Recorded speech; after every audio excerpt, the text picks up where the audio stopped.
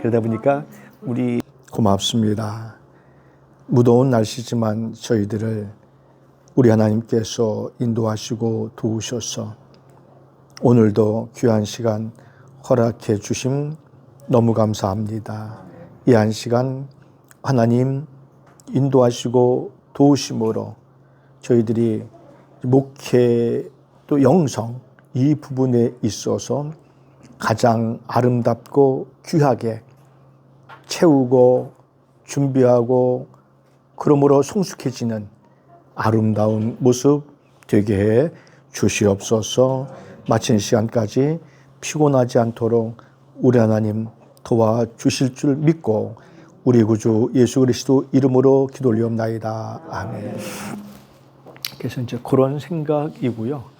이제 염려되는 게 우리가 체계적으로 이제 공부를 안 했기 때문에 그래서 그런 것들을 좀 가장 중요한 게 교회에서 가장 중요한 게 설교거든요. 설교가 교회 목양의 100%라고 한다면 설교가 몇 프로 정도 되는 것 같아요. 차지하는 비율이 그 정도로 큽니다. 거의 맞습니다. 주관적이긴 한데 보통 70% 정도를 생각을 합니다. 설교가. 나머지 30%는 목사님의 인품 혹은 영성, 그 다음에 행정 이런 거죠. 신방은 다 행정에 들어가고 전도도 다 행정에 들어가니까 그런 것들 그렇게 하고 또 하나 이제 껌딱지처럼 붙어 있는 실과 바늘 사이가 되는 사모님 혹은 부군들이 조금 이제 평가가 좀 있어야 되겠죠. 예, 그런 것들. 그래서 이제 100% 우리가 만들어가는데 설교는 그만큼 중요합니다. 요한복음 5장 39절 말씀에 보면 예수님께서 말씀을 하시죠. 제자들에게 뭐라고 말씀하시냐면 너희가 성경을 연구하는데 성경을 연구하는 이유가 있다. 너희가 이 성경을 통해서 영생을 얻는 줄 알아서 성경을 연구하는데 이 성경은 내게 대해서 증언한 것이다. 이렇게 말씀해 주고 있습니다. 그래서 시사 같은 경우는 삼가야 됩니다. 정치적인 얘기도 삼가야 됩니다. 혹시 어제 설교 들으시면서 정치적인 얘기 들으셨나요? 아주 그거는 좋지 않은 설교입니다. 정치는 정치인들이 하는 거예요. 설교자는 하나님의 메시지, 복음을 증거하는 일에 최선을 다 해야 되는 겁니다. 물론 기도는 할 수 있죠. 그래서 기도도 할 수는 있는데 편향적인 기도는 안 됩니다.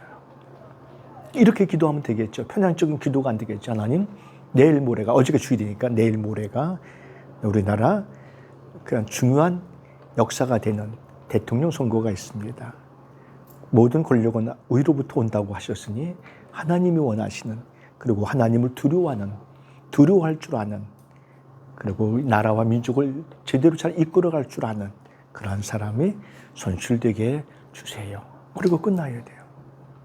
내가 무슨 당이 그건 자기 주관이기 때문에 예배 시간은 절대로 그건 안 됩니다. 왜냐하면 우리 가족에서도 표가 다 갈라지는데 하물며 교회에서야 뭐 어떻겠어요? 그렇잖아요. 몇천 명씩 모이는데 별 사람 다 있을 수 있고 그 안에는 정당인들도 있을 수 있고 막 그러잖아요. 그렇기 때문에 아마 그런 것들은 목회자들은 그런 거에 편향돼서는 안 됩니다. 절대로 그건 아주 좋지 않은 그런 메시지를 줄 수밖에 없죠. 요즘에 최근에 이제 그러한 일들이 굉장히 이제 많이 일어나서 좀 많이 염려가 되긴 합니다. 대표적으로 이름은 잘 모르겠어요. 뭐라고 그러는데 잘 모르겠어요. 나는 뭐라고 그러긴 하는데 저는 잘 모르겠습니다. 뭐라 그러고 저쪽 손 누구라고도 하고 그러는데 잘 모르겠어요. 이름은 잘 모르겠는데 바람직한 거는 아니죠. 바람직한 건 아닙니다. 우리는 뭐 하면 되죠? 기도하면 됩니다. 기도해야 됩니다. 기도는 우리의 안식이고 우리의 양식이기 때문에 왜? 기도를 통해서 하나님께서 다 응답하시기 때문에 그렇습니다. 그러니까 그 기도는요. 하나님께서 응답해 주시는데 기도는 100% 이루어져요. 우리 하나님께서 우리의 기도를 100% 들어주십니다. 전 믿음이 좋아서가 아니라 역사성에서 그래요. 100%. 하나는 즉답을 해주세요. 하나는 좀 체답을 해주세요. 하나는 무응답이 응답인 거예요. 즉각적으로 답을 주시는 거죠. 하는 순간 답을 주셔요. 얼마나 기가 막혀요. 그잖아요. 손을 얹고 기도하는 순간 순간적으로 치료가 되고 응답이 되고 문제가 해결되는 이러한 일들도 일어나요. 그 다음에 늦게 와요. 답이 늦게 오는 경우가 있어요. 저희 아버님 같은 경우는요, 늦게 와셨어요. 어머님이 허구한 날 교회 가시면 옛날에 홍성희 교수님, 그쵸? 324장 합동찬송가 뭐 했었죠? 고통의 멍에 벗으려고. 우리 어머님 이거 18번지였었어요.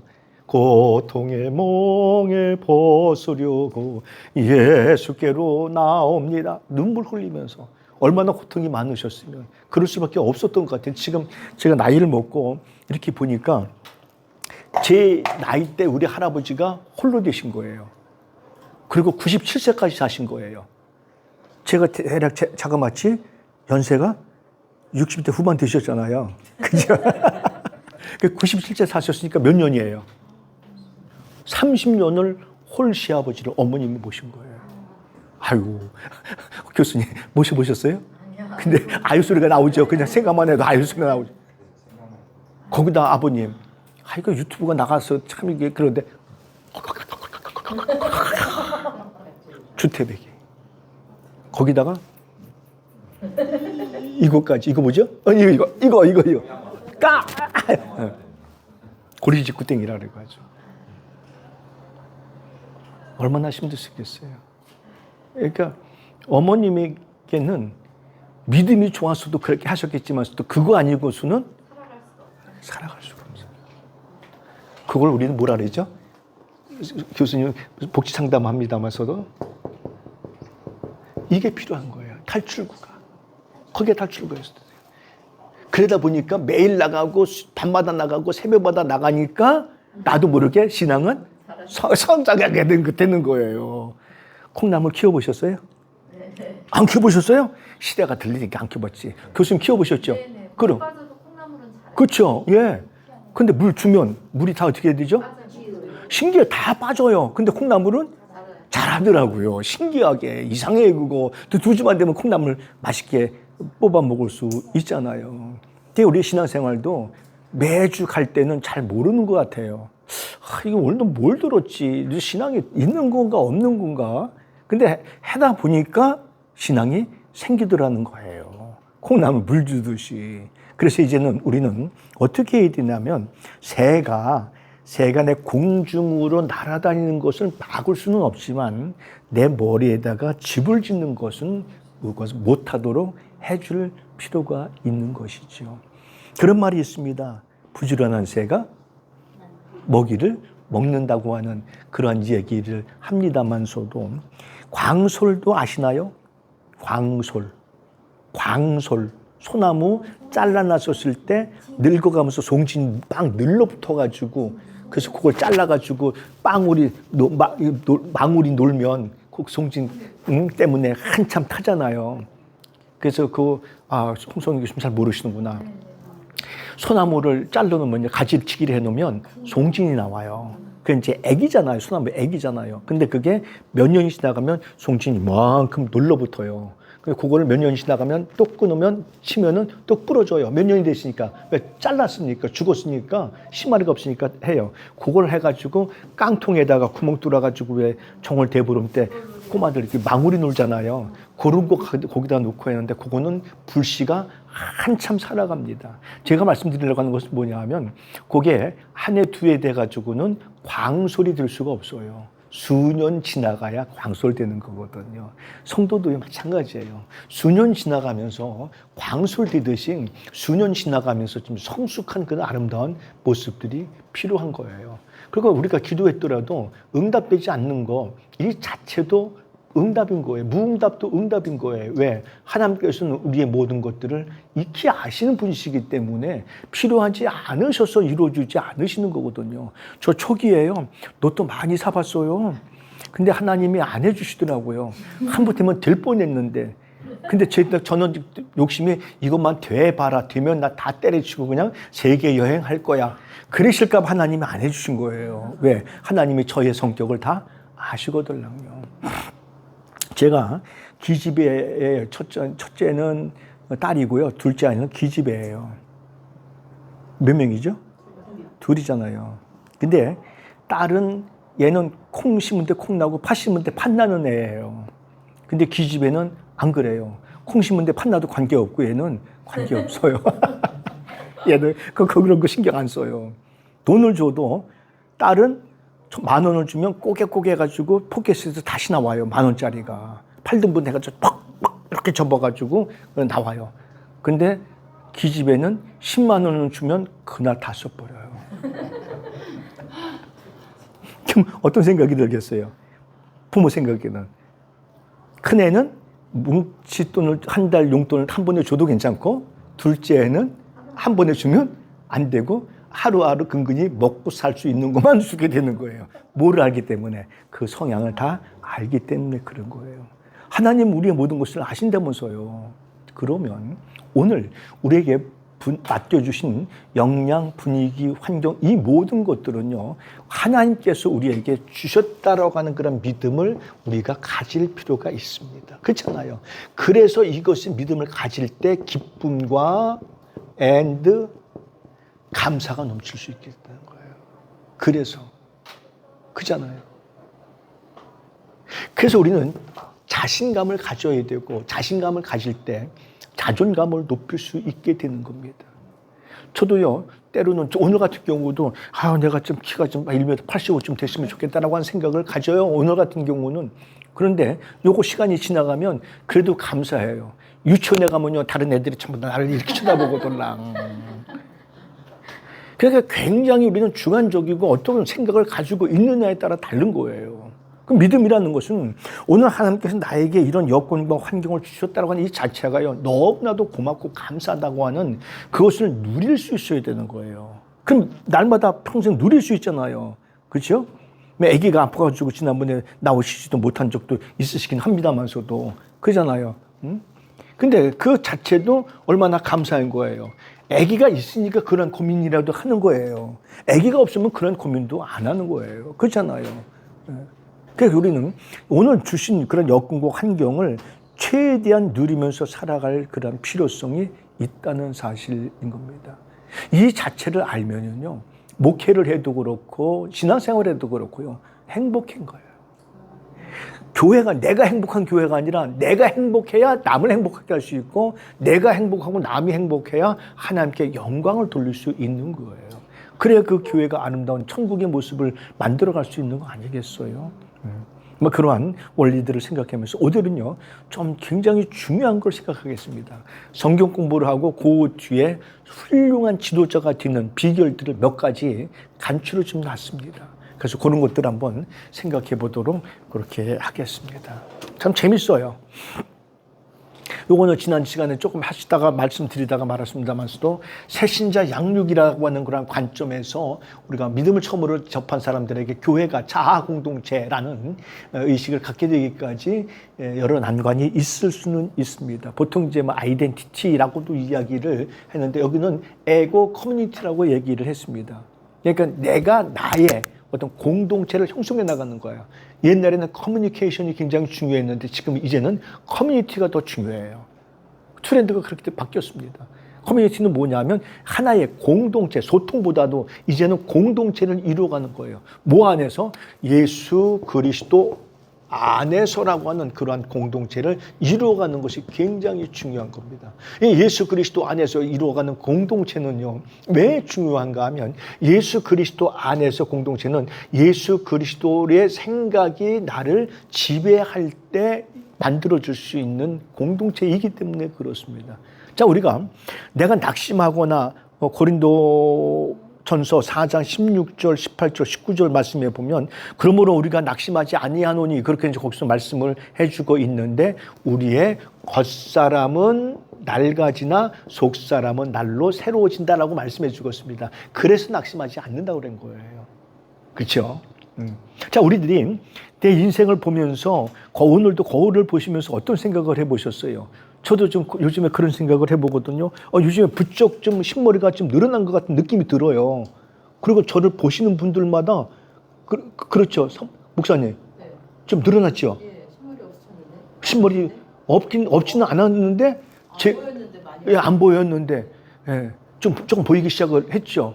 그리고 저도 보이기 시작했거든요. 목살도 보니까 이제 조금 주름살이 막 생기는 게 이제 보이기 시작한 거예요. 며칠 전부터.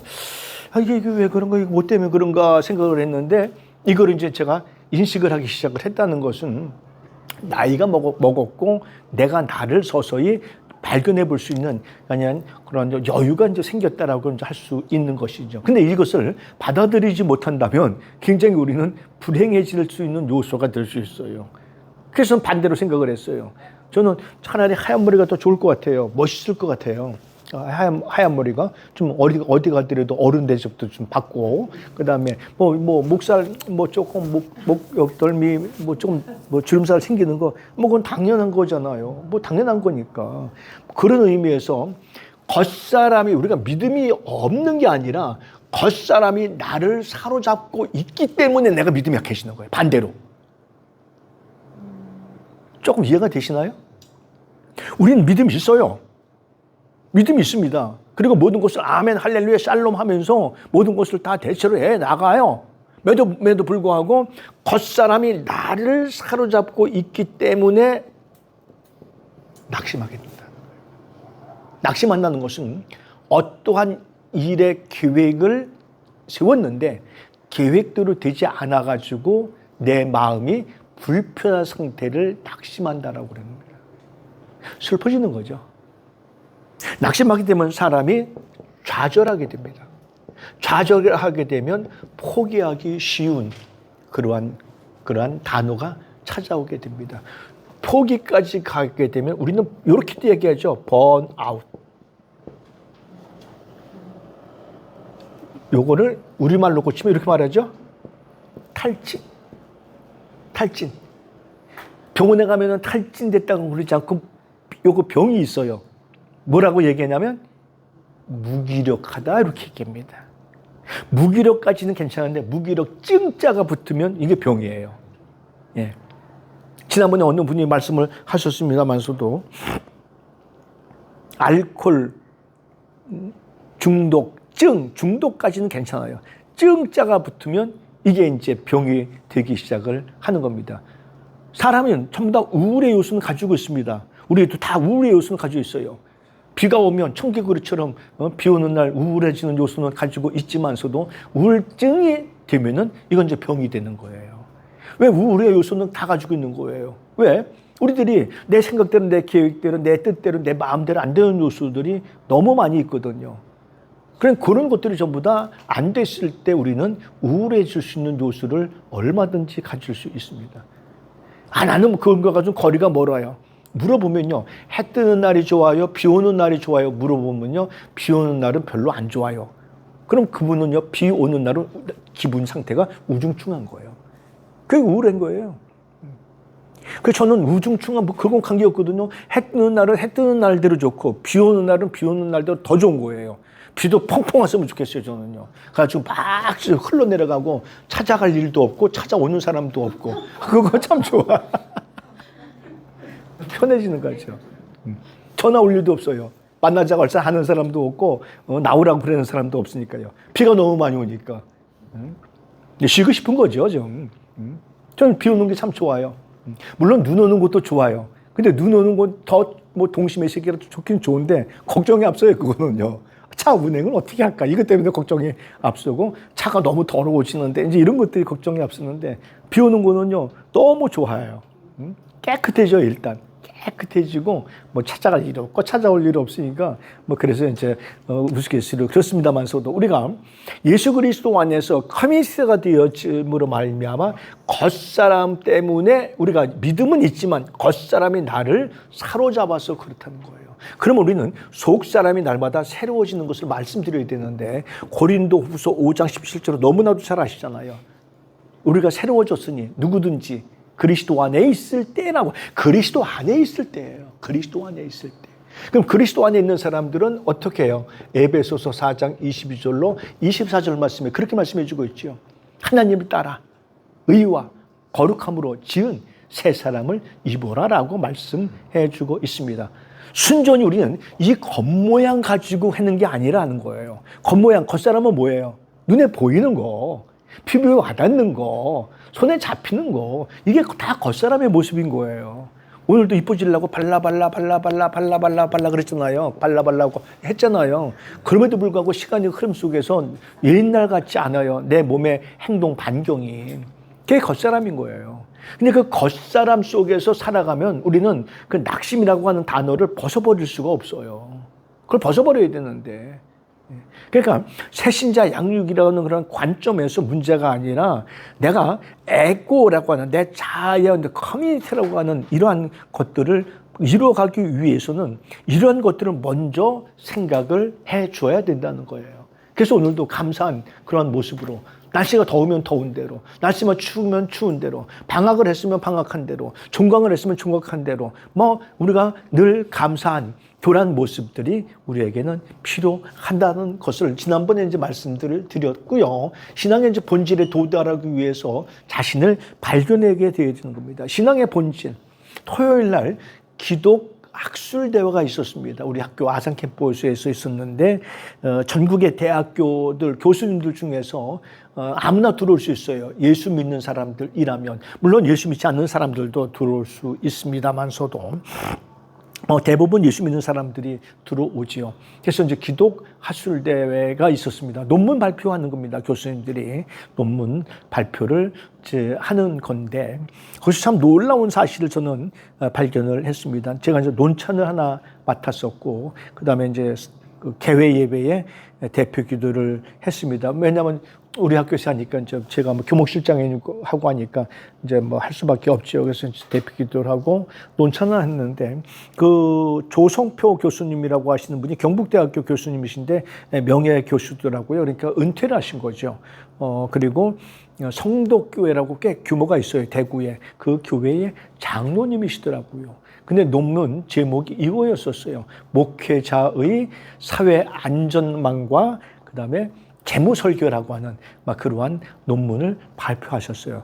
사회 안전망이라고 하는 것은 시민으로서 건강하게 좀 살아갈 수 있는 그러한 어떤 제도적인 거, 그다음에 이제 재무설계라고 하는 것은 노후 관계, 노후 대비, 노후 대책 이런 것에 대해서 논문을 쓰셨는데 제가 칭찬을 좀 많이 해드렸습니다. 첫째, 왜 칭찬을 해드렸냐면 나 혼자인 줄 알았는데 제가 목회 성역 43년 만에 장로님이시긴 하겠지만서도 교회 공동체 성도들이 이러한 논문을 가지고 발표했다고 하는 그 자체에 대해서 너무나도 높이 평가할 수밖에 없다. 왜냐하면 비록 논문 발표는 혼자 하시지만서도 장로님 같은 그러한 분들이 대한민국의 많은 교회에 포진해 되고 있지 않을까라고 하는 그 생각 때문에 너무 감사합니다라고 하는 것을 말씀을 드렸고, 두 번째는 사회 안전망, 그러니까 보험제도라든지 4대 보험제도라든지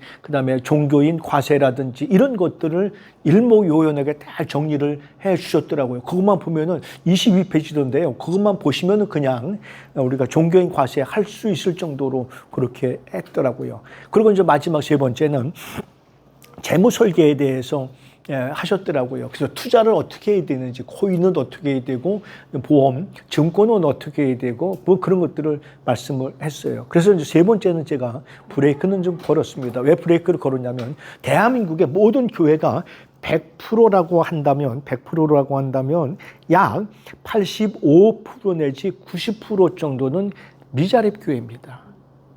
미자립 교회입니다.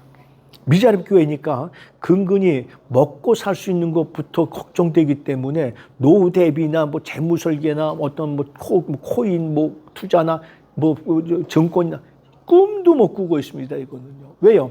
심지어 아이들 대학교도 못 보내는 그런 목회자들도 있는데 돈이 없어가지고요.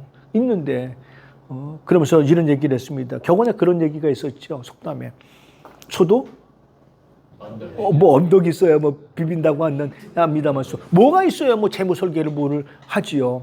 그래서 끝으로 제언을 하나 해드린다면 후속 연구에 사도행전 17장을 통해 15장 이하를 통해서 예루살렘 교회, 예루살렘에서 종교회 총회가 열렸거든요. 회의 열렸잖아요. 그 회의가 열린 이유가 있었습니다. 두 가지였는데 하나는 할례 문제였었고 하나는 예루살렘 교회가 어려움에 처했었을 때에 사도 바울을 통해서 고린도 교회와 갈라디아 교회, 꼭 근동에 있는 교회들을 헌금을 해가지고 헌금을 이렇게 이제 부조했었던 그러한 것들이 있습니다. 그래서 어떻게 하면 그 어려움에 처한 그 평생을 천직을 알고 행했던 그 목회의 현장을 같이 함께 윈윈할 수 있는 그러한 제도 방법이 무엇인가라고 하는 것들을 한번 연구 좀 해주셨으면 좋겠습니다라고 이제 말미를 맺었습니다만서도 각 노회에서 아니면 총회에서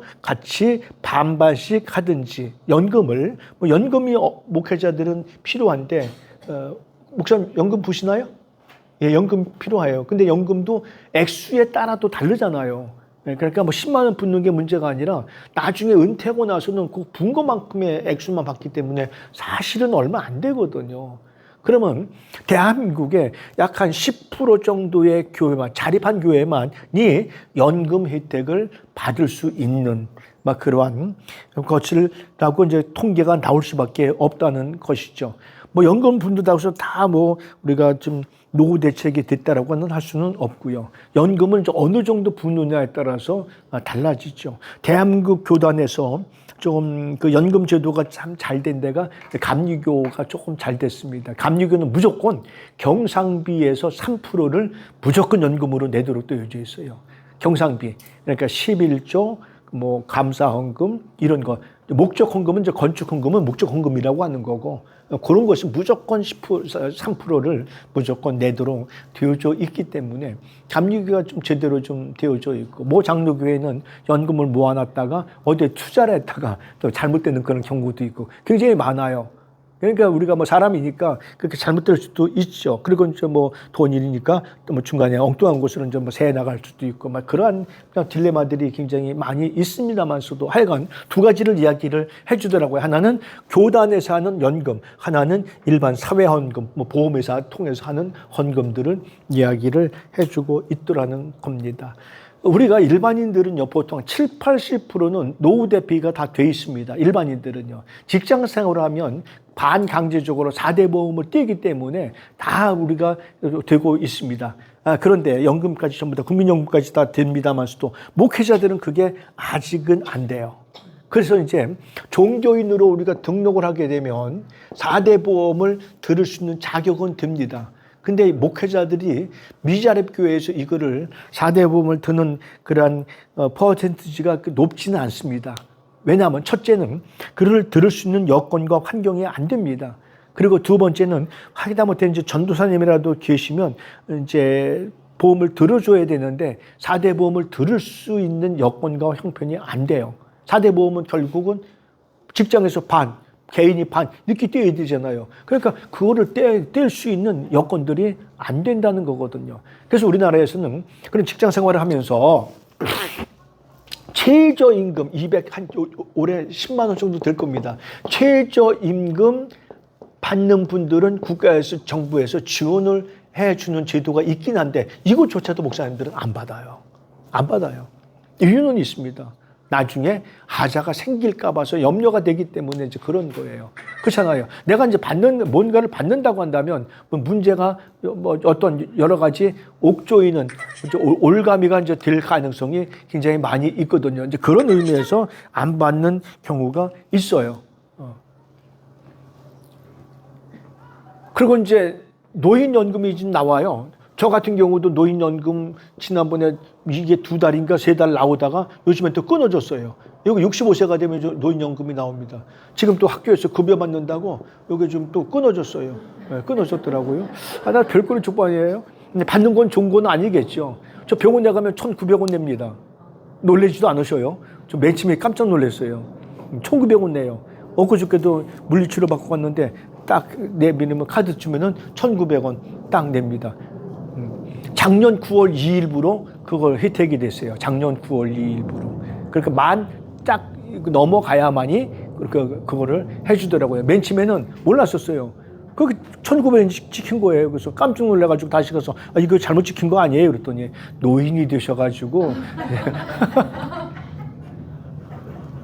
노인이 되셔가지고 두 가지 현상이에요. 하나는 반갑기도 하고요. 하나는 좀 썰렁하더라고요. 사실은요. 근데 이제는 이제 뭐 1년 지나가 버리니까 이제 그런 일이 이제 하는 그러한 경우가 됐습니다만서도 하여간 우리가 교회의 본질이 무엇인가라고 하는 사실들을 기억해야 됩니다. 그러니까 우리는 생각해야 돼요. 이거 이렇게 우리가 이제 하나 교회라고 한다면 이 교회 본질 또 하면 한 분 한 분의 본질을 우리가 생각해 줄 수 있어야 돼요. 그것이 제일 좋은 성경 구절이 요한복음 1장 12절입니다.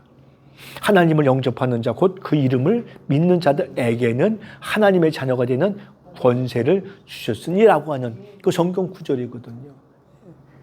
이 자체를 우리가 알면은요, 그 자체 때문에 우리들이 좀 용감하고 자신감 있게 살아갈 수 있는 여력이 될 수 있는 성경 구절이라고 할 수가 있습니다. 너무나 아름다운 성경 구절이에요. 그 속에서 우리 성도들이 자기의 그 본질을 알아갈 수 있도록 해줘야 되는 겁니다. 그리고 이제 그 뒤에 거는 읽어보셔서 해주시고요. 그 다음에 이제 대화의 명료성 관점에서 일방적 대화가 아닌 소통의 창구로 전환을 시켜줘야 됩니다. 대화 참 중요하죠. 교회는 다 대화입니다. 우리가 소통의 방법들이 여러 가지잖아요. 대화가 거의 99%를 차지하고요.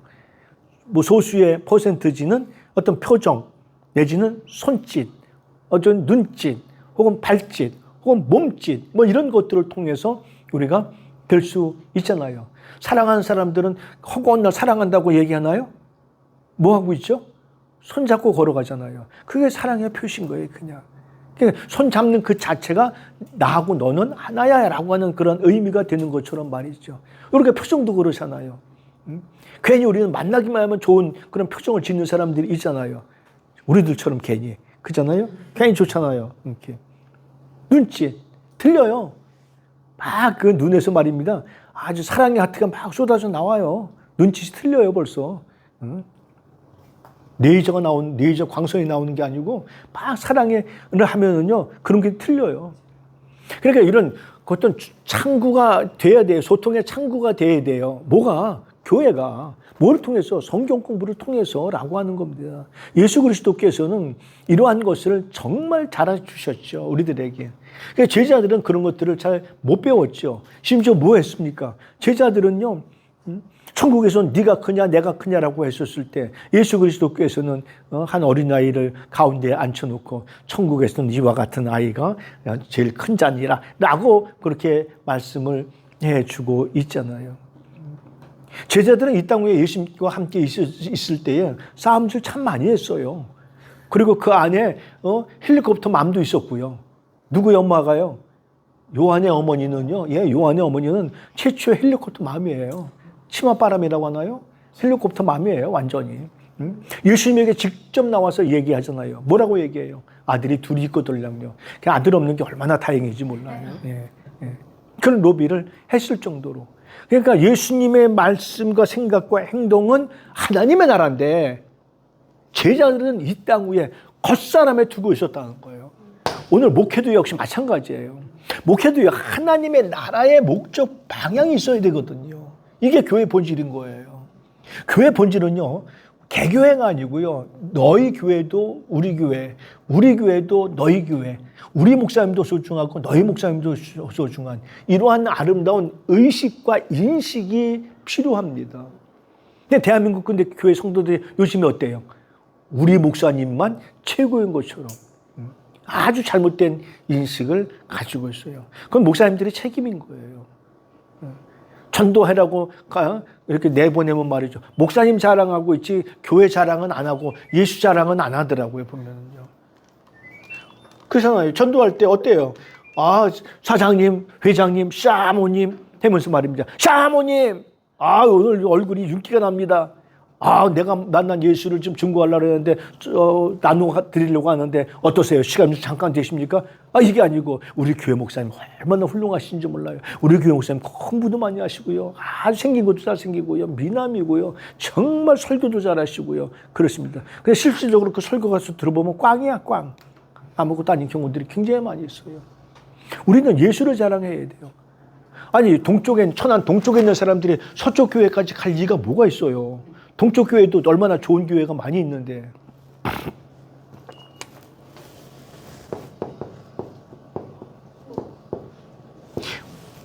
어떤 게 좋은 교회예요? 예, 목사님. 네? 하나님 말씀만을 전하는 말씀만을 전하는 교회. 예, 맞아요. 또요. 그게 다인가요? 또 어떤 게 좋은 교회예요? 하나님의 주인 되시는. 예? 하나님의 주인 되시는. 하나님의 주인 되시고. 자, 하나님의 말씀, 하나님이 주인 되시고 또 다 좋아요? 예수님의 사랑이 실천되는 거예요. 누가? 예수님의 예수님의 사랑이 실천되는 거예요. 사랑이 실천되는 교회? 예. 사랑이 실천되는 교회. 어떻게죠? 방법론이죠? 예수 그리스도 공동체죠? 예수 그리스도 공동체. 또요? 좋은 교회.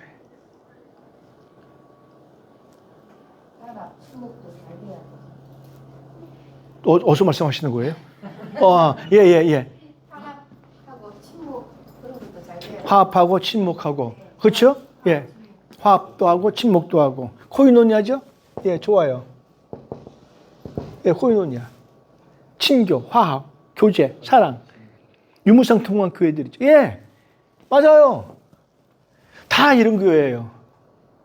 매도 불구하고 오늘날 교회가 과연 이러한 아름다운 모습을 가지고 있느냐는 거예요. 그렇잖아요. 그건 우리가 다시 한번 되짚어 볼 필요는 있습니다. 교회가. 정말 교회가, 내가 섬기고 있는 교회가, 아니면 내가 목양하고 있는 교회가 이런 교회라는 것이죠. 이런 교회를 통해서 또 뭐 하는 거죠? 포자가 돼가지고 또 다른 교회를 만들어가는 거예요. 두 가지로요. 하나는 교회 공동체를, 하나는 교회 성도 개개인을 그렇게 만들어가는 거죠. 그래서 진정으로 그분들이 예수 그리스도의 제자로서의 모습으로 살아가는, 또 살아가려고 최소한 애를 쓰는 그러한 모습이어야 되는 것이죠. 그래서 그런 교회가 바로 고린도전서 10장 31절 말씀이 되겠죠. 그래서 이제 먹든지 마시든지 무엇을 하든지 다 하나님의 영광을 위해서 좀 했으면 좋겠다라고 하는 사실인 겁니다. 요거는 이제 목사님들에게 참 소중하게 생각되고 여겨지는 일들이죠. 이제 우리는 성장의 시대를 지나서 이제 성숙의 시대를 우리가 갈 수 있었으면 좋겠습니다. 성장의 시대를 가서 넘어서 성숙해져야 됩니다. 상담을 통해서, 신방을 통해서, 성경 공부를 통해서, 설교를 통해서 이걸로 해야 되는 것이죠. 마태복음 28장 16절 이하의 말씀이 굉장히 중요하잖아요. 선교의 사명이라고 봅니다. 마태복음 28장 16절, 17절, 18절, 19절, 20절은 다 외우시잖아요. 그렇죠? 19절, 20절이 뭐죠? 너희는 가서 모든 족속으로, 민족으로 제자를 삼고 아버지와 아들과 성령, 삼일체입니다. 이름으로 세례를 주고 내가 너희에게 분부한 모든 것을 가르치고 지키게 하라는 것까지요. 가르치는 기회로 끝나는 게 아닌 거예요. 지키게 하는 것까지. 그래서 설교는요, 하는 것으로 끝나는 게 아닌 거예요. 성경은 본 걸로 끝나는 게 아니에요. 성경은 성경 공부한 것으로 끝나는 게 아닌 거예요. 아까 우리 이 전사님 말씀하신 대로 뭐가 필요한 거예요?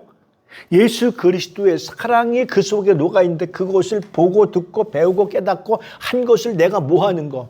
그래서 야고보서 2장 22절로 24절 말씀에 너희의 믿음이 온전해지기 위해서는 너희의 행함이 있어야 된다라고 말하는 것을 말씀해 주겠습니다.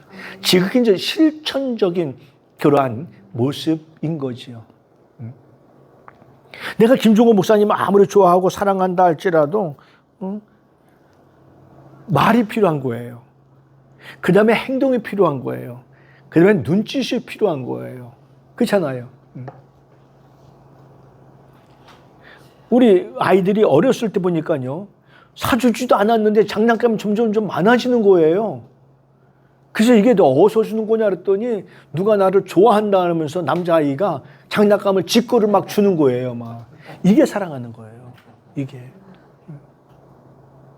나중에 난 낳고 결혼할 거야 그랬는데 아니더라고요.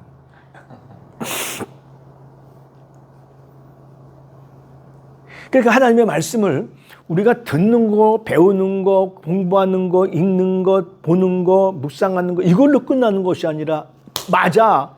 이 말씀이 큰 나에게 은혜가 돼서 그럼 그 말씀대로 순종하면서 살아가는 그런 모습이 우리에게는 필요한 겁니다. 그래야 우리가 신앙적으로 성숙해질 수 있어요. 그래야. 성숙은 뭐죠? 영거러지는 거죠. 영거러질 때 갈라디아서 5장 22절로 23절 말씀을 이루어갈 수가 있는 겁니다. 아름다운 열매죠. 사랑이라든지 희락이라든지 화평이라든지 이런 거, 자비라든지 양선이라든지 충성이라든지 오래 참음이라든지 절제라든지 이런 거를 이루어갈 수 있게 되어지는 것이죠. 그래서 모양적인 관점에서 볼 때에는 모든 걸 전반적으로 하는 거예요. 그러니까 우리가 잘 안 되니까 배우게 되는 거고요. 배워서 우리가 그것을 써먹으려고 노력을 해가는 것이죠. 그래서 나중에 요거 뒤에 커트 뒤에 가면은 요 뒤에 몇 카트 지나가면 그 뒤에 뭐가 나오냐면 계속적으로 쇄신하라는 얘기를 할 겁니다. 쇄신, 변화를 시켜줘야 돼. 계속해서 고여있는 물은 썩게끔 되어져 있거든요. 그래서 썩지 않으려면 뭐 해야 되죠? 계속해서 변화되는 그러한 모습이 필요한 겁니다. 자, 우리는 좋은 지도자가 되기를 원합니다. 굉장히 많이 있어요. 사람을 사랑하고 존중하고 솔선수범하며 남을 생각하고 부하를 가르칠 수 있고 부하에게 꿈을 심어주고 능력을 찾아주고 통찰력과 비전이 필요하고 멀리 보고 정직과 겸손이고 열정을 불어넣는 능력. 지난 목요일 날 은퇴하신 목사님을 만나서 식사를 같이 했어요. 원장님하고도 같이 했습니다. 참 공감되는 부분이 굉장히 많이 있어요. 왜냐하면 저도 이제 교수를 정년했고 뭐 특임 교수로 이제 교목실장을 맡고 있습니다만서도 아직까지는 괜찮잖아요. 그리고 제 주변에 지금도 아직은 사람이 굉장히 많이 있는 것 같은 착각은 하고 살아요. 사실은요, 제가. 그죠? 근데 그 은퇴하신 목사님 말씀하시는 게 뭐라고 말씀하시면 결론은 이거예요. 주변에 아무도 없다는 거예요. 가족 이외에. 후임 목사님을 세워놨는데 후임 목사님이 뭐 잘하고 못하건 그냥 아무 소리 안 한대요. 그게 또 원칙이고 또 멀리 이사 갔고 그리고 한 달에 한 번씩만 가서 설교하시는 거예요. 그게 이제 원로 목사님에 대한 예우거든요. 기본적으로. 그리고 매달 생활비 드리면 되는 거고. 그래도 그 교회는 이제 자립하는 교회니까. 근데 자기가 당신이 박사 받을 때 가운도 해주고 그렇게 생일 때 뭐하고 막 매달 해주고 손자 손녀 들어오면 그 뭐 과자 봉다를 사오고 막 그랬던 뭐 권사님이었었대요. 친한 권사님이고 잘 아는 권사님이니까 이제 믿거냐고 이제 부교 그 후임자에 대해서 조금 뭐를 흉을 받는지 뭘 했는지 말씀을 했대요. 조금 뭐 심하게 한 것도 아니고. 그냥 그 친구 왜 그런 식이야? 라고 얘기를 했는 모양인가 봐요. 근데 그걸 쪼르륵 가가지고 가서 얘기를 한 거예요, 금방. 그래가지고 여차여차해서 그것이 원인이 되지는 않았지만 후임 목사님이 그냥 야반 도주를 해버린 거예요. 왜? 예. 야반 도주? 예. 그냥 금요일 날 다 이사하고 주일 날 그냥 설교하고 자기 혼자 스스로 셀프 사임하고 그냥 가버린 거예요. 위임식까지 다 했는데도 불구하고. 예. 어려운 거죠. 그러면 원로 목사 얼굴이 뭐가 되겠어요? 다시 구하면 되긴 되지만 얼굴이 뭐가 되겠냐고요. 그리고 갔을 때 그냥 가겠어요? 여기저기 다 뭐 좋지 않은 얘기 했겠죠. 우리는요, 있을 때도 좋은 사람이 돼야 되지만 사실은 서로 헤어질 때 더 좋은 사람이 돼야 돼요. 이게 더 중요한 거예요. 그렇잖아요. 누구는 그런 얘기를 해요. 뭐 호랑이는 죽으면 뭐 가죽을 남기고 사람은 뭐 이름 석자를 남긴다고 하는데 이름 석자 남기는 게 중요한 게 아니고 어떤 사람들은 우리들의 가슴 속에 우리의 뇌 속에 남느냐가 중요한 거 아니겠어요? 그건 우리뿐만이 아니라 다른 사람들에게도 그렇잖아요. 살짝 스치며 지나가는 사람이라 할지라도 그런 사람들에게 어떠한 사람의 어떠한 존재로 남느냐가 굉장히 중요한 거 아니겠어요? 우리 다 똑같아요. 마찬가지예요. 졸업하고 나가신 분들이 한두 명이 아니잖아요. 예. 지난주일에 말씀드렸잖아요. 뭐 대학교에 다 저기 아직은 생각나실 거고 초등학교 친구들 누가 생각나세요? 어떤 부류가 생각나요? 저도 가만히 생각해 보니까요. 그 친구 공부 좀 잘했어. 그 다음에 그 친구 산수는 진짜 못했던 친구야. 그런 거 생각나고 그 다음에 그 친구 개구쟁이였었어. 여학생들 고무줄 할 때 고무줄 칼로 가서 끊고 도망가고 막 그랬던 친구였어. 나머지는 생각 잘 안 나더라고요. 제 생각 틀렸나요? 어때요? 어머님? 생각 누구 나요? 예, 초등학교 때. 그거 오랜 한 40년 됐으니까. 그죠? 누가 생각나요? 좀 공부 좀 했는 친구들. 그죠? 특별히 응? 들로산으로 놀러 다니. 들로산으로 놀러다니고 그렇지. 그런 친구들. 땡땡이 치고 공부 잘하는 친구들. 특별히 나 속상하게 한 친구들. 이런 친구들 생각나지 다 생각나는 건 아니냔 말이에요. 저도 초등학교 때 62명이었었어요. 두 반인데 62명. 그래서 또 저쪽 반도 62명. 저는 2반이었었는데 아마 그런 친구들이 생각나요. 이름도 생각나요, 지금도요. 나머지들은 잘 생각 안 나. 그냥 만나보면 얼굴 잘 모를 것 같아요. 그게 참 아쉬움이 있어요. 이게 성취자 생활을 한다고 그런 모임을 못 가요. 늘 토요일 날 하니까. 그리고 토요일 날 하기도 하고 또 가면 또 이제 술 먹는 문화이기 때문에 목사로서 가서 앉아 있는 것도 조금 좀 불편하고, 그리고 우리 친구들 중에서 목사 하나니까, 목사 하나고 뭐 대학교 교수 한 명이니까 뭐 그런 것들이 불편하기도 한데 보고는 싶어요. 궁금하기도 하고 어떻게 살까? 내가 누구 좋아했었던 친구 있었는데 어디로 결혼했을까? 어떻게 살고 있을까? 뭘 하고 있을까? 뭐 이런 것들, 자녀들은 몇 명을 낳았을까? 뭐 이런 것들을 굉장히 좀 궁금하긴 해요. 몇몇 친구들은 연락이 오곤 하는데 제가 잘 응답을 잘 안 하니까 뭐 해봐야 늘 와가지고 술 먹는 얘기나 하고 막 그런 얘기들 하니까 돈 얘기들 하고 세상 얘기하니까 이게 좀 소통이 잘 안 되더라고요. 그런 의미에서 잘 못 가는데 우리들도 마찬가지거든요. 10여 년 이렇게 있으면서 12년 동안 있으면서 겪어보니까 기억에 남는 원우님도 계시고 그렇지 않고 이름도 잘 모르는 그 원우님들도 많이 있더라는 거거든요. 그렇잖아요. 그럼 이것이 겪은 평생 그렇게 될 수밖에 없는 거예요. 그럼 우리가 이게 학교 생활하는 동안 아니면 교회 생활하는 동안 아니면 이 땅 위에 사는 동안 정말 누군가에게 어떠한 그런 존재로 남을 것인가라고 하는 것들은 우리들에게 각자에게 맡겨진 그런 과제라고 생각해 볼 수가 있습니다. 그리고 사람을 존중하고 사랑할 줄 아는 그런 사람이 되어야 되지요. 내가 회장이 됐다 할지라도 사장이 되었다 할지라도 특별히 교회에서는 내가 목사님으로서 우리 교회를 목양한다 할지라도 사람을 존중할 줄 알고 사람을 사랑할 줄 아는 그러한 모습이 정말 무엇보다 필요하다는 것 절실하게 느껴지는 겁니다. 최근에 와서는 더더욱 느껴져요. 이런 것들이.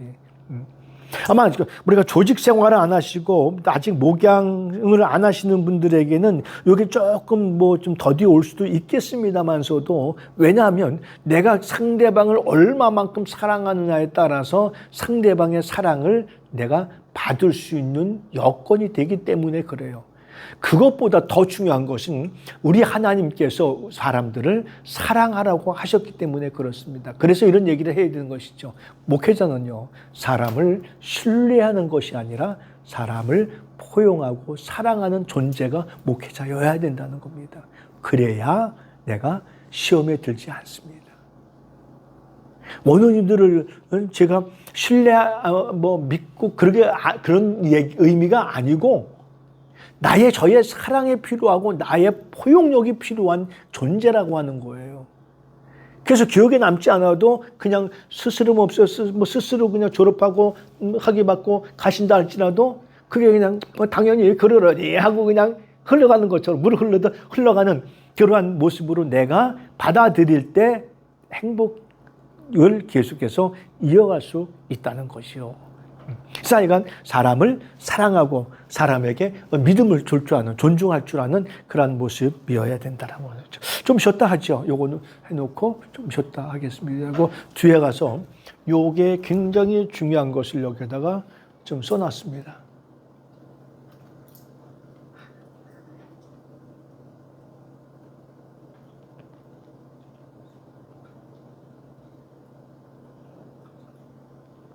오늘 여기까지만 해야 되는데요. 여기까지. 좀 쉬었다 하시죠. 예. 보실래요? 빌립보서 4장 12절. 크게.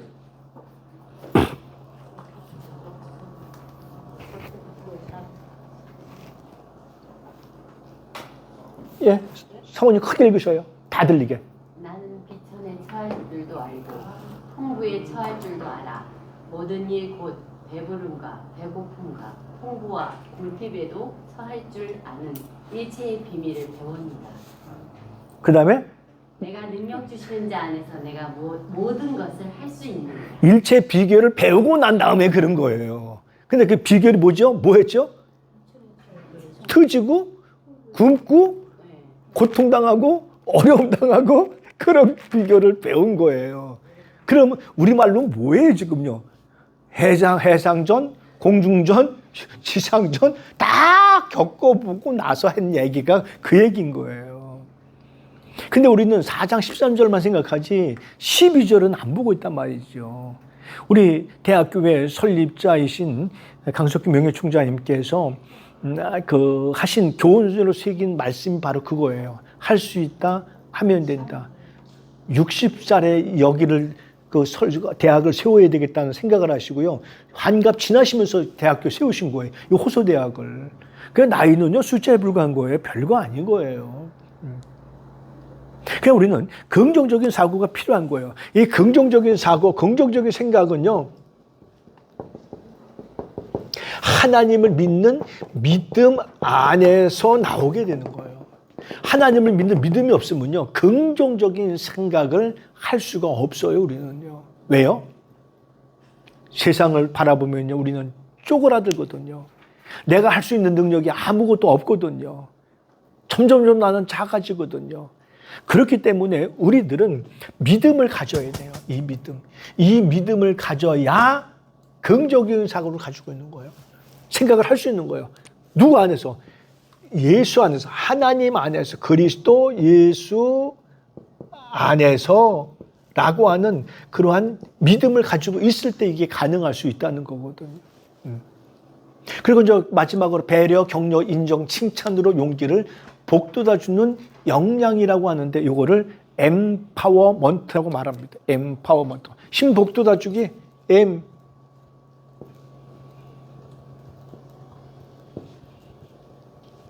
엠파워먼트. 다른 사람에게 용기를 주는 거예요.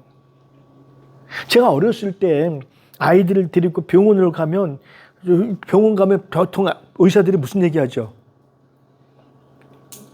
긴장 막 겁주죠? 겁 안 줘요? 겁주죠. 막 큰일 난다 그러고 말이죠. 막 난리 그러잖아요. 아니, 좀 용기를 좀 줬으면 얼마나 좋아요. 저희도 여기에 무슨 소아과가 있었어요. 좀 그냥 줄 서가지고 했었어요. 그 당시 의사가 병원 가면 잘 치료된다고 그래가지고.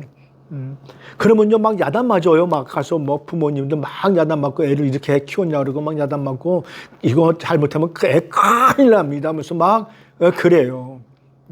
근데 지금까지 큰일 난 적이 한 번도 없었어요. 우리는요, 말과 눈짓과 행동으로요, 평안을 좀 실어줘야 돼요. 이게 리더여야 되는 겁니다. 왜요? 우리는 실수가 있잖아요.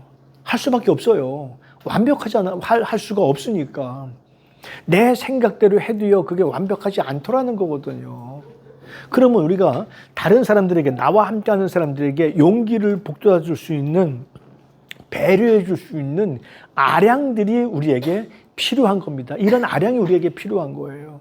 이런 아량이 우리에게 필요한데, 요거를 배려라고 말을 하는데, 배려라고 하는 것은 단어 사전책을 찾아보면 남의 일을 내 일처럼 생각하는 마음씨를 배려하고 하는 겁니다. 그 상담에서는 요거를 뭐라고 얘기했냐면 엠파시라고 말하죠. 공감해 주는 거예요. 공감. 다른 사람의 기쁨을 내 기쁨으로, 다른 사람의 아픔을 내 아픔으로, 다른 사람의 즐거움을 내 즐거움으로, 다른 사람의 염려와 걱정을 내 것으로 같이 해주는 거예요. 사도행전 2장에서는 요거를 뭐라고 얘기했냐면 이렇게 말했죠. 네 것 내 것 가리지 말자, 유무상통한 삶을 살았던 거였었죠. 사도들 발 앞에 다 가지고 왔어요. 그래서 사도들로 하여금 나눠주게 했습니다. 사도행전 6장에 가면 그래서 초대교회는 성도들이 서로 가난한 사람이 있었더라 없었더라? 없었더라라고 말씀해 주고 있습니다. 자, 우리는 지금 가난해요? 중산층이에요? 중산층이에요? 상류층이에요? 우리는 가난한가요? 예. 가난하다라고 하는 의미는 뭐죠? 뭐 때문에 그러죠? 이것 때문에 그런 거예요. 비교 때문에. 난 이렇게 사니까 저 사람은 이렇게 많이 가지고 있는데 나는 요거밖에 없어. 상대적으로 내가 작아, 적어, 없어 라고 하기 때문에 하는 거예요. 그걸 비교 때문에 그런 겁니다. 그래서 비교는요, 인생을 망치게 하는 거예요. 이거는요. 우리는 하나님께서 제자들을 가만히 보세요. 유난히 예뻐하셨던 제자들이 있었죠. 누구누구죠? 베드로하고 요한하고 야고보잖아요. 예. 누가 하기 나름이었죠? 자기들 하기 나름이었던 거예요. 얼마만큼 뭐를 가지고 있었느냐라고 하는 사실인 겁니다. 믿음의 역량을 얼마만큼 가지고 있었느냐에 따라서 달랐던 거예요. 그래서 우리는 우리에게 하나님이 허락하신 것이 요건지 이건지 우리는 내가 스스로 나의 본질을 내가 알아가는 게 중요한 거예요. 내가 얼만큼 나지? 내가 무엇을 해야 되지? 라고 하는 이런 나의 나된 모습을 알아가야 되는 겁니다. 그래서 사도 바울은 이것 때문에 너무너무 고마웠다 했던 거예요. 나의 나된 모습을. 그래서 모든 것은 뭐다? 다 고린도 전서에서 보면 하나님의 은혜였었다라고 이야기를 해주고 있습니다. 근데 우리는 다른 사람을 통해서 이해해 주기를 원하고 배려해 주기를 원하면서 내가 진정 다른 사람은 그렇게 못 해주고 있다는 이게 이제 문제일 수가 있죠. 그래서 항상 예수라면 어떻게 할 것인가 라고 하는 것들을 좀 생각해 주셨으면 좋겠습니다. 아마 오늘 요거 하면 끝일 것 같은데요. 요 7가지요. 책 750페이지를 요 7가지로 줄여온 건데요.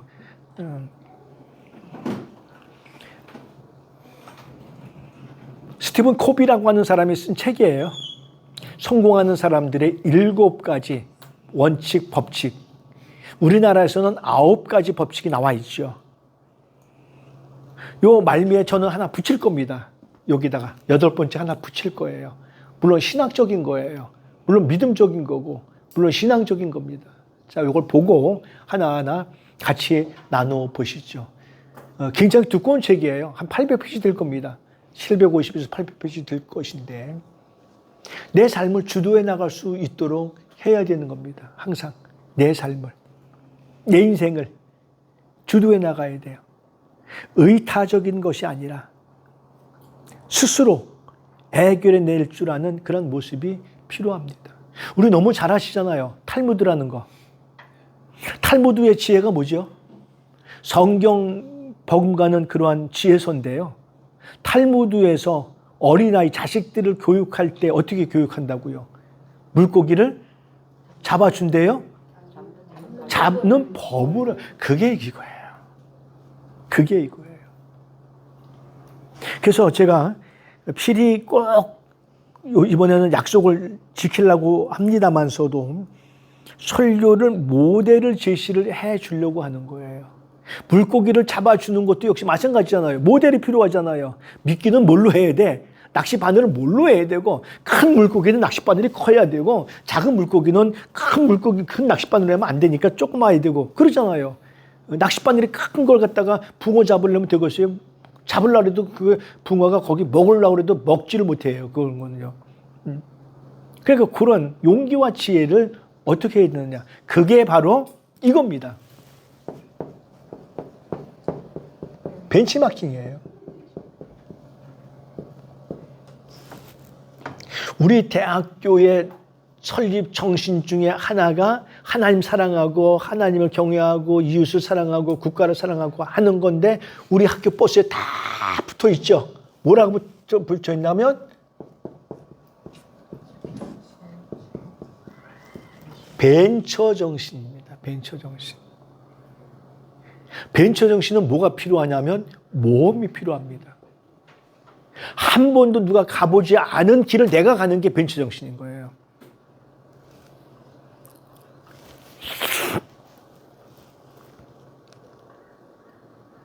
군대에서 일개 대대가 500명 정도 되거든요. 일개 대대가 없는 길을 만들 수 있습니다. 산길을 걸어가면요.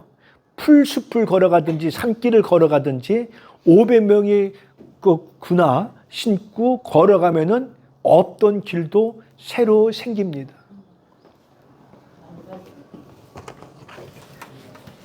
저는 놀라운 진리를 시골 생활하면서 배워봤습니다.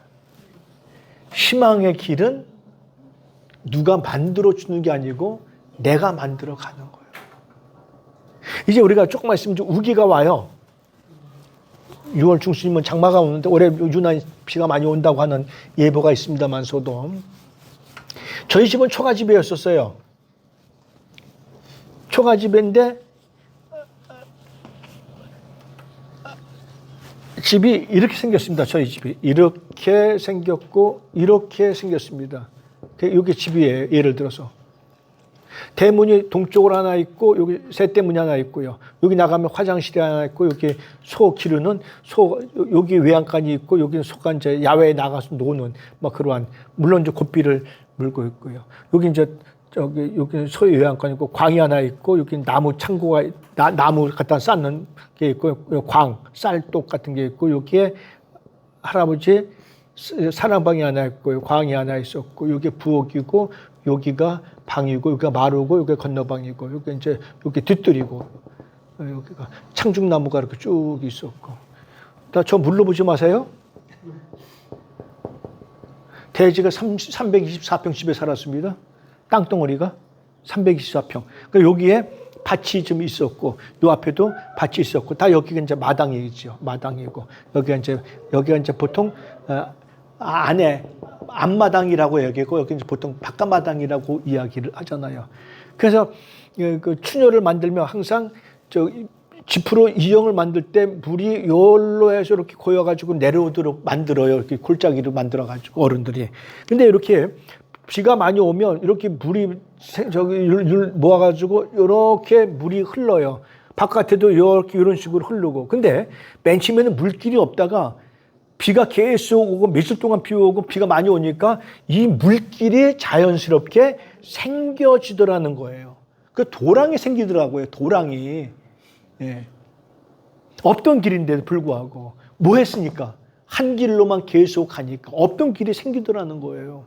희망도 역시 마찬가지예요. 희망의 길은 누가 만들어주는 게 아니고요. 내가 하나님을 의지하고 나서 내가 그 길을 갈 때 하나님께서 그 희망의 길을 열어주시는 거예요. 그래서 그 길이 굉장히 중요한 거예요. 우리는 우리들의 삶을 주도해 나갈 수 있어야 됩니다. 그래서 선택과 책임은 나에게 있는 거예요. 선택과 책임은 나에게 있는 거예요. 선택을 정말 잘하셔야 돼요. 근데 지혜로운 사람들은 선택을 잘할 수밖에 없습니다. 왜요? 성경 말씀에 그렇게 말씀해 주고 있거든요. 고린도후서 2장 15절 말씀에 보면 신령한 자는 모든 것을 분별하느니라 이렇게 말씀해 주고 있습니다. 잠언서가 인간의 지혜서인데 거기에 보면 사람이 어떻게 살아가야 되는지 근심하지 말아라. 근심은 뼈를 마르게 하느니라. 이웃과의 관계를 잘해라. 라고 하는 것들.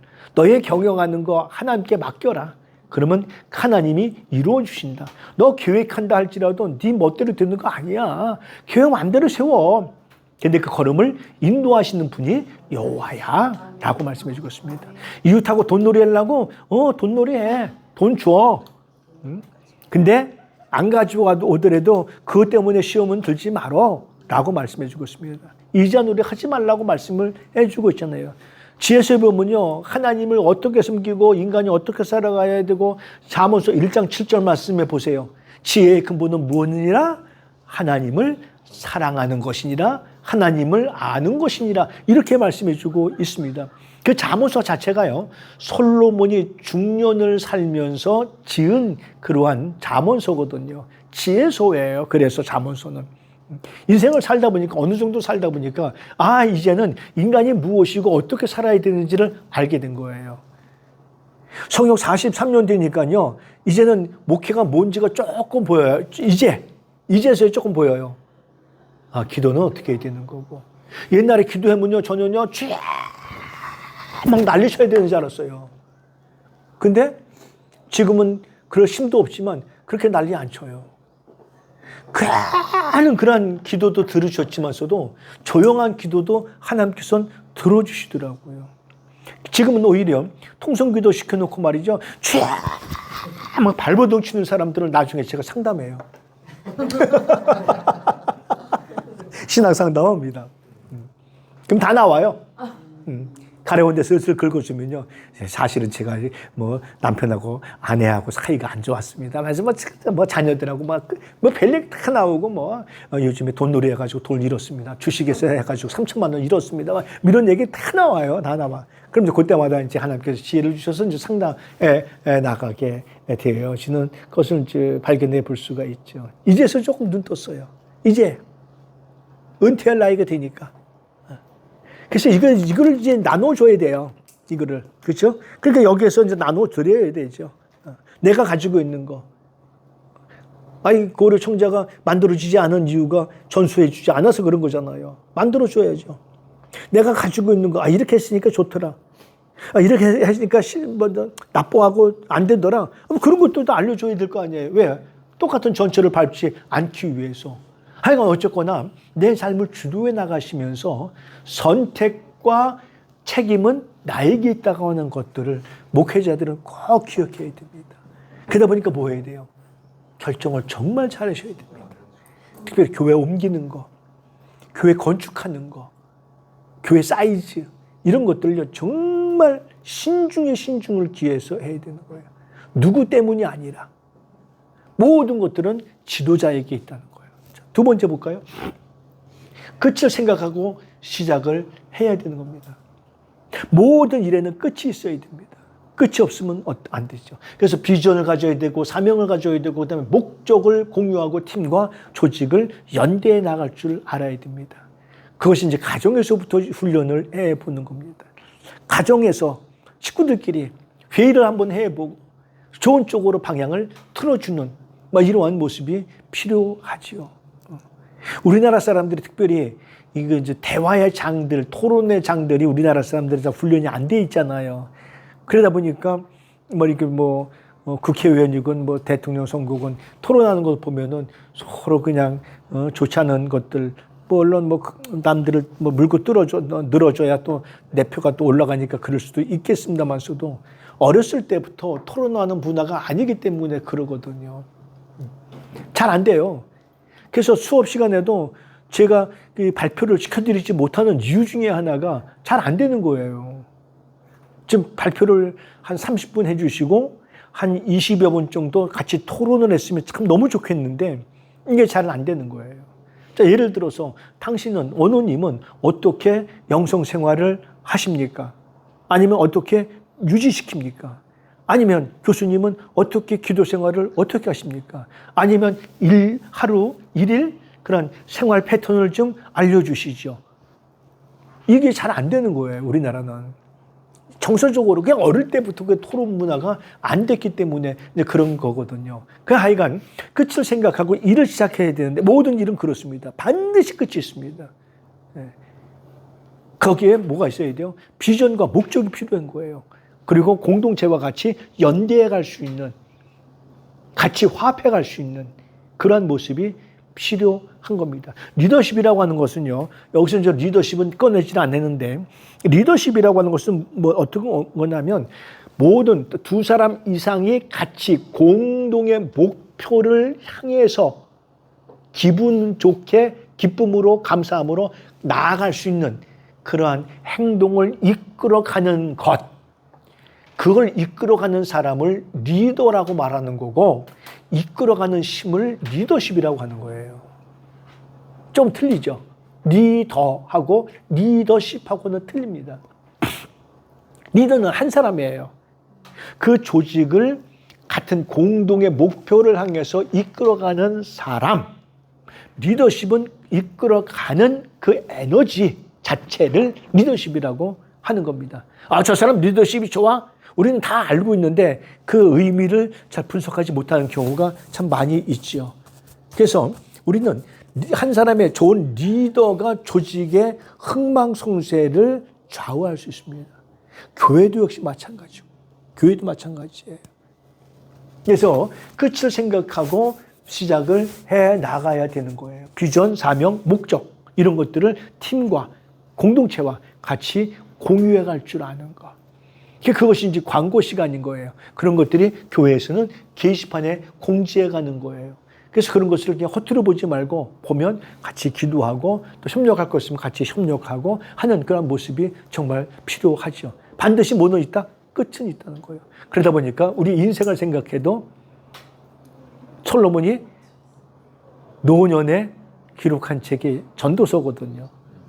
날 때가 있으면 죽을 때가 있는 거예요. 예. 그럼 우리는 끝을 생각하면서 살아가야 돼요.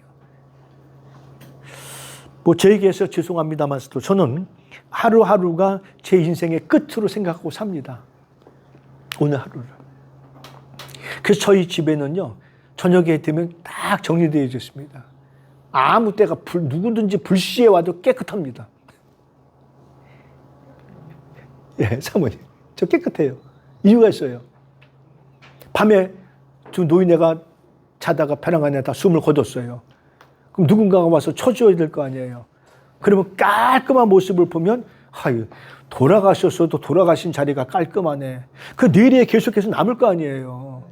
근데 개수대에 그냥 설거지통에 막 이렇게 있고, 아마 모르겠어요. 그런 분들은 없겠지만서도 아마 아침에 너무 바쁘셔가지고 개수대에 그냥 놓고 오고 또 도와주지 않는 남편이 있어가지고 그러면은 저녁에 가서 사는 분들은 아마 없을 줄로 알고 있습니다만서도 행여라도 그렇잖아요. 제가 싫어하는 것 중에 하나가 뭐냐면 교회 일은 열심히 하고 전도는 열심히 하는데 자기 집안 구석을 제대로 잘 관리 못하는 그러한 사람들, 아 정말 그거는 예수 잘 못 믿는 것 같은 생각이 들어요. 그 예수 잘 믿는 거예요? 잘 못 믿는 거죠? 네. 난 그런 잘 못 믿는다고 난 얘기 안 했어. 나는 못 믿는다고 황 전사님 말씀하셨는데 이쪽 분단은요. 그 예수 잘 믿는 거예요? 예? 한번 생각해 보시라고요. 잘 못 믿는 거예요. 남편 어디가 장례식장에 가니까 그 구두 뒤에 양말이 다 뻥 뚫려준 그런 양말에다 신고 다니는 그런 모습 보면 말이죠. 아, 아내는 뭐 했나 이런 것들. 부지런해야 돼요. 예수 믿으려면요. 목회자는 거기에 더 부지런해야 됩니다. 더 부지런해야 됩니다.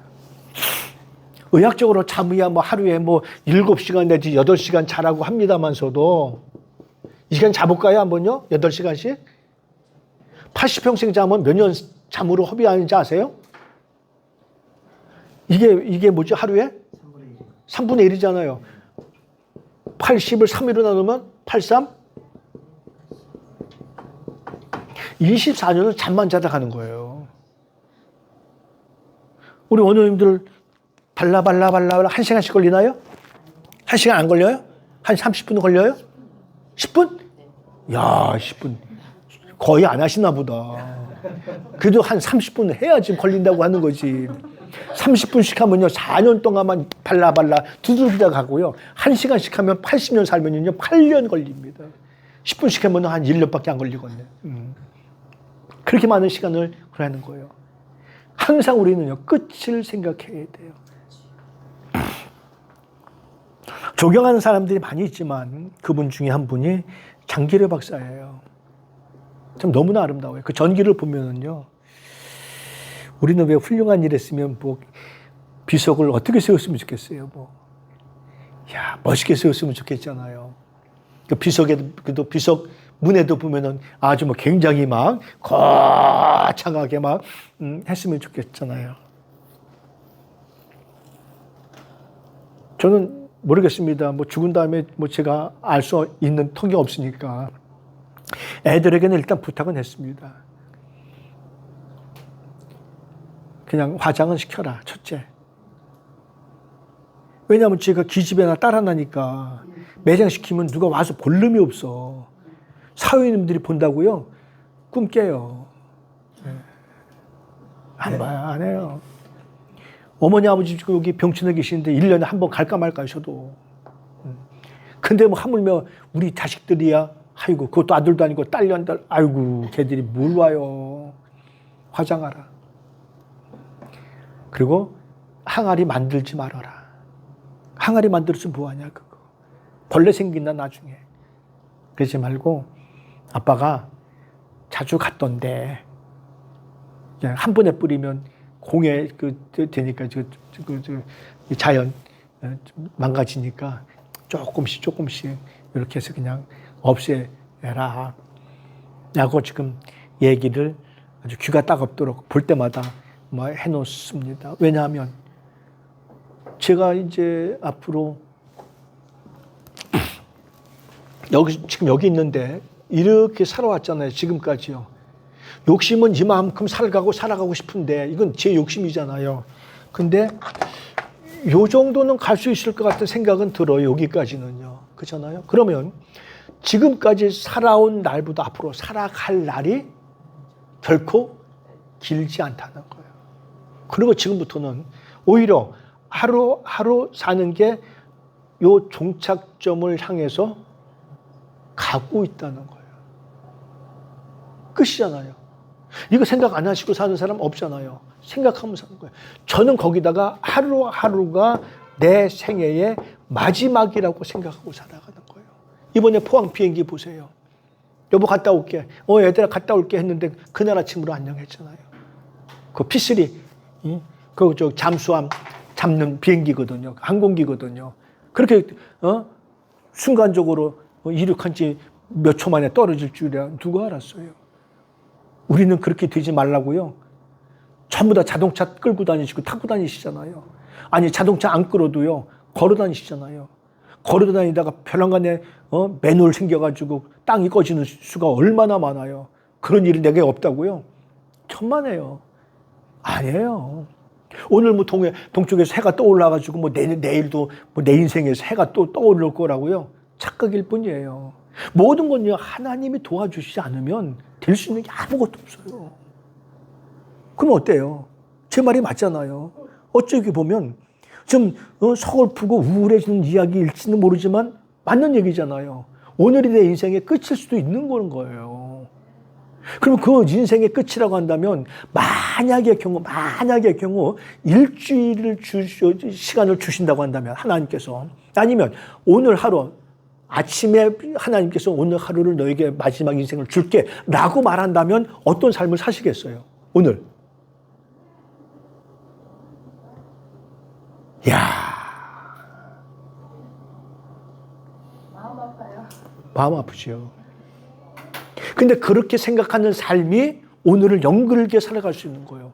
그 마음 아프지만 그 하루에 주어진 시간 속에 남하고 아웅다웅 싸울 필요가 있어요? 없죠. 그 다음에 오해된 거, 맺혀진 거 있으면 전부 다 전화해가지고 오해를 풀겠죠. 예, 더 살아가려고 하겠죠. 먹는 것보다는 다른 거 좀 가치 있는 삶을 살아가려고 노력을 하겠죠. 그런 삶이 아름다운 삶이라는 거예요. 그게 바로 이건 거예요.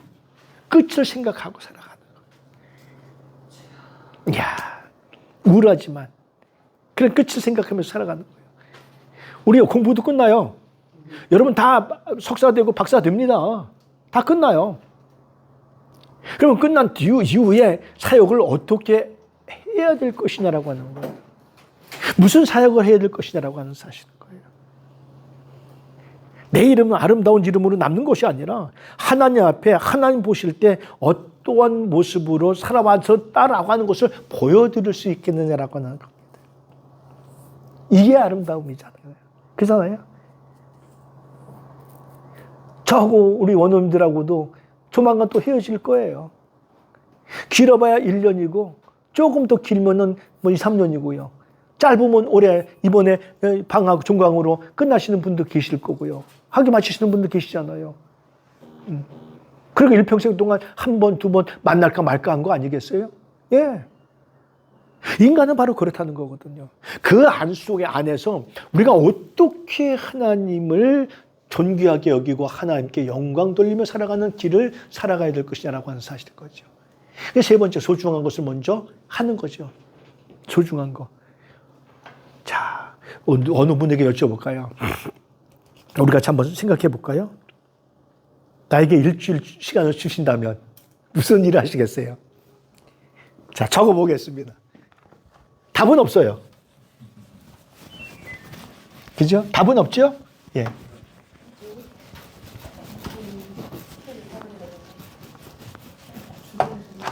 자, 나에게 일주일 시간을 주신다면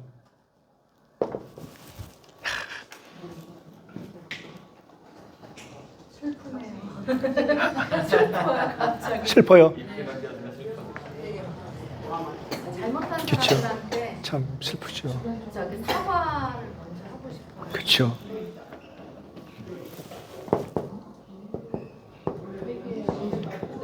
못한 사과, 그죠?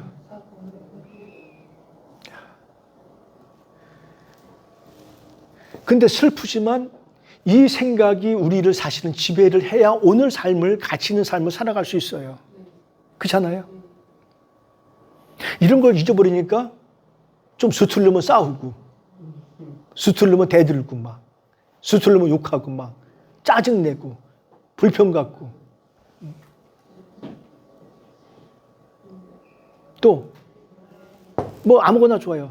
저 같으면 일주일만 주어진다면 정말 하나님 내가 이렇게 섬겼습니다라고 하는 모습을 보여드리는 모습을 살 것 같아요.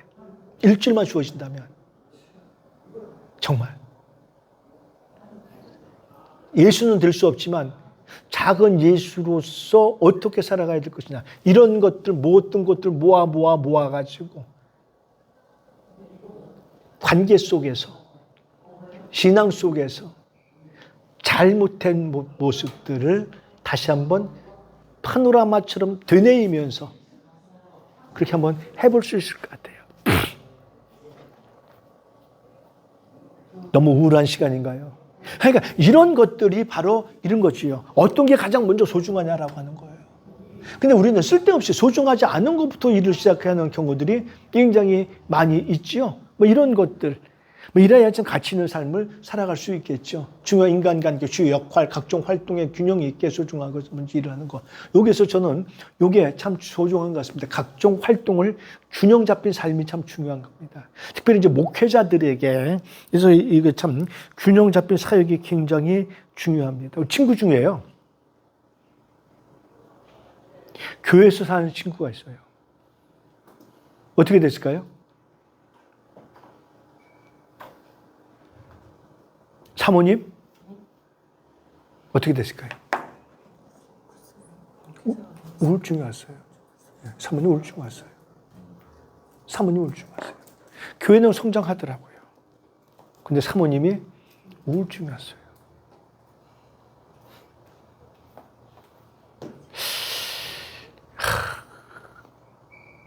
하나님은 원하시는 걸까요? 그렇죠? 어떻게 보면이 아니라 가정도 하나님께서 허락하신 바운다리인 거 아닌가요? 창세기 1장에 보면 그렇죠? 그 자식도 그러고요. 그래서 제가 그런 얘기를 했어요. 자네는 말이야 결혼을 왜 한 거야? 그랬어요. 내가. 하나님이 기쁘시게 해드리고 부인은 뭐야? 당신 하나 바라보고 왔는데. 그렇잖아요. 아니 저희 집사람도요. 어떻게 하다가 잘못 걸려가지고 저한테 결혼한 거예요. 어떻게 하다가 잘못 걸려가지고. 사명은 제가 받은 거지. 지금 볼 때마다 미안스러워요. 제가 꼬셨거든요.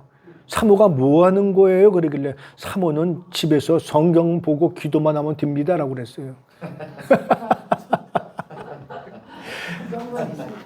그때 이 아가씨가 믿고 왔대요. 그거를.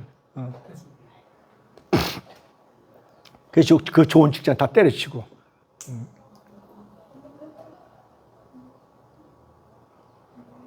균형 잡힌 삶이 필요해요.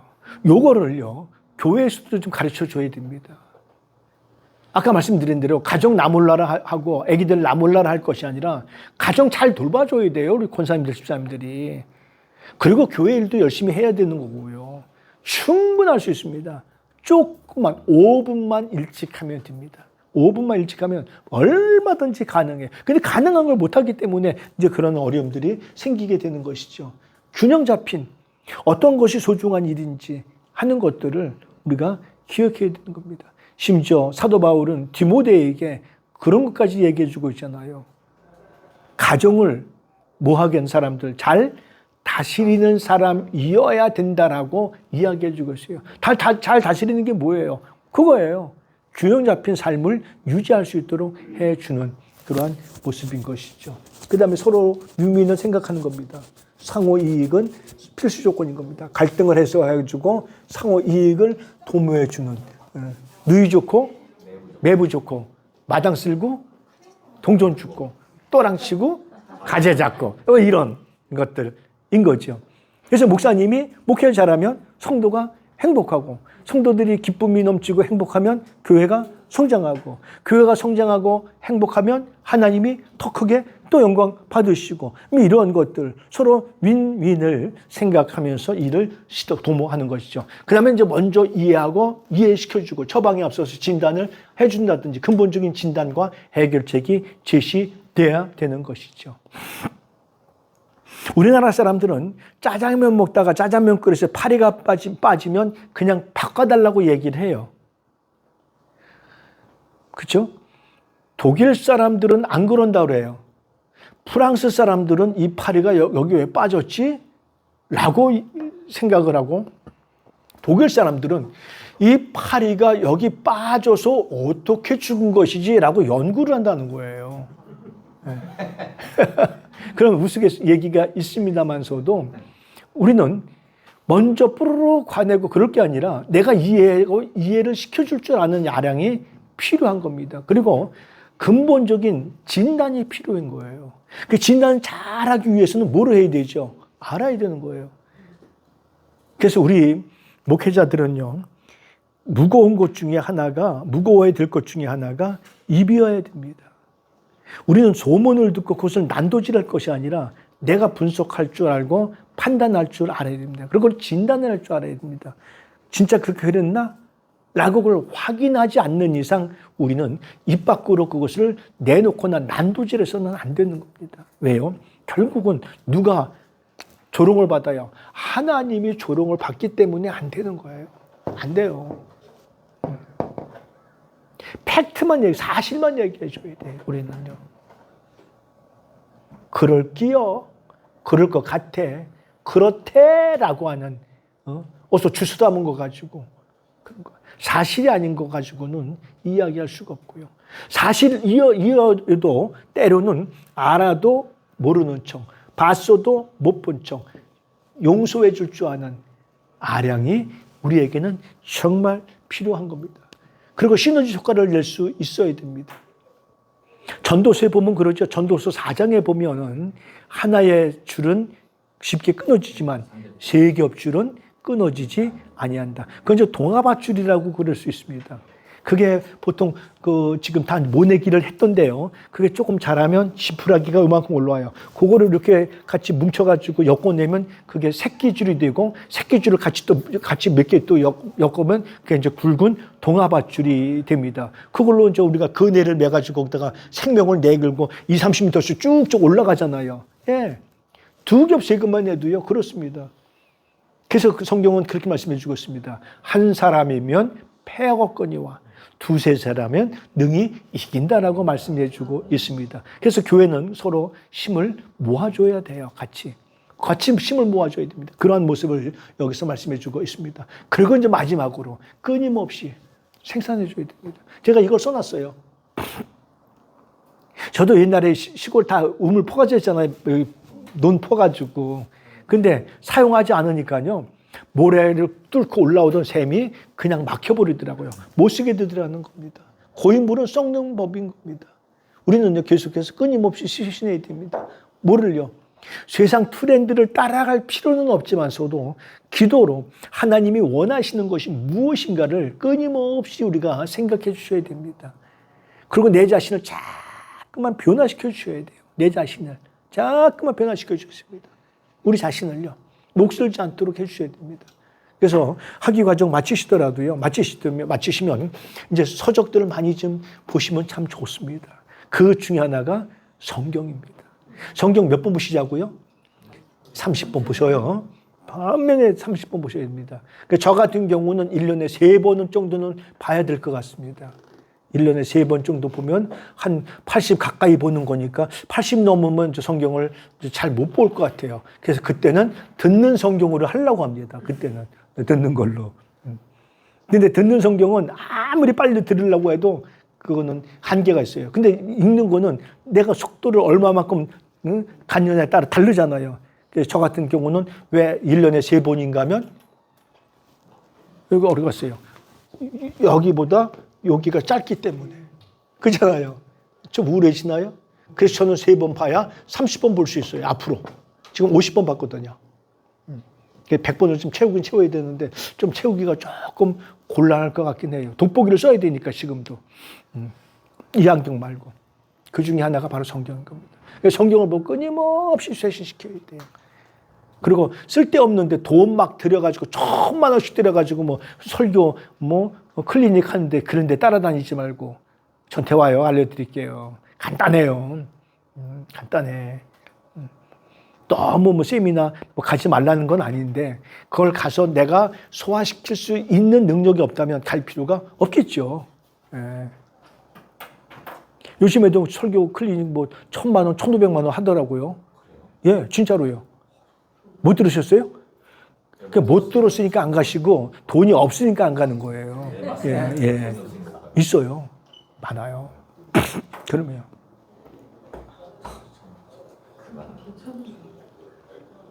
설교 제가 가능하면 정식 예배를 한 20여 번 드리고 싶은 마음이 있어요. 사회도 제가 보면서 기도는 좀 해주고 누가 해주고 기도는 1분 30초 정도 이내로 기도는 해주고 설교 시작부터 제가 자동 반주기 가지고 오고 아주 정식 예배처럼 그렇게 해서 하고 싶은 마음이 좀 있습니다. 근데 감동은 조금 아직까지는 안 왔어요. 감동이 아직 안 왔는데 감동이 좀 오도록. 설교 본문은 드릴 거예요. 제가 약속합니다. 2편은 드릴 겁니다. 하나는 로마서 8장에 끊을 수 없는 하나님의 사랑. 요건 제가 우리 3년 전에 교직원 종강 예배 때 용기와 위로와 격려 차원에서 12월 달에 한 설교였었습니다. 그때 큰 은혜가 있었는데 하나님이 우리의 사랑을 끊을 수 없다. 하나님이 끊으시는 게 아니라 인간 어떤 것이라도 우리 끊을 수 없다. 우리 인간의 사랑은 상대적이고 조건적이잖아요. 휙 하면 그만이잖아요. 우리 그야말로 고무신 거꾸로 신으면 그만이잖아요. 우리는요. 그게 인간 사랑인데 하나님의 사랑은 내가 고무신을 거꾸로 신어도 다시 와서 잡아주시는 그 사랑을 설교를 한 건데 정말 제가 준비하면서도 눈물겹게 은혜를 받았습니다. 나 같은 놈을 하나님이 어디다 쓰시려고 잡으셔가지고 여기까지 데리고 오셨나 하는 그러한 생각으로 작성을 했던 거고 또 하나는 야고보서 3장을 통해서 혀를 훈련시키자 하는 그러한 설교 제가 드릴 겁니다. 하여간 퍼내지 않는 음물은 막혀버리는 거예요. 생산성이 고갈되지 않도록 자기 개발을 계속해서 지속적으로 해야 되고, 마지막 제 얘기는 뭐니 해도 하나님의 도우심을 간구해야 됩니다. 하나님의 도우심을 간구해야 돼요. 그럼 하나님의 도우심을 간구하려면 반대로 하나님의 의도에 맞게끔 내가 살아가야 되죠. 하나님의 뜻에 맞게끔 내가 살아가야 될 필요성이 있다는 거죠. 예. 어떻게 보면 이게 전체이고 이게 핵심입니다. 하나님의 의도대로 내가 살아가는 거, 하나님의 뜻대로 내가 목회하는 거, 하나님의 뜻대로 내가 신앙생활 하는 거, 먹든지 마시든지 다 하나님의 영광을 위해서 할 수 있는, 하려고 하는 그런 아름다운 모습이 필요하다. 시간 많이 갔죠? 기도하겠습니다. 사랑과 은혜가 많으신 하나님, 고맙고 감사합니다. 저희들을 은혜 가운데 인도하시고 사랑해 주셔서 오늘도 식후에 피곤한 시간들이지만 경청할 수 있도록 도우시는 은혜 너무 감사합니다. 하나님의 뜻을 잘 분별해서 하나님의 뜻대로 살아가는, 목양하는 저희 되게 도와주옵소서.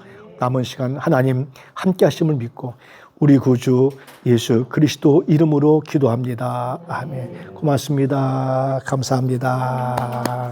수고들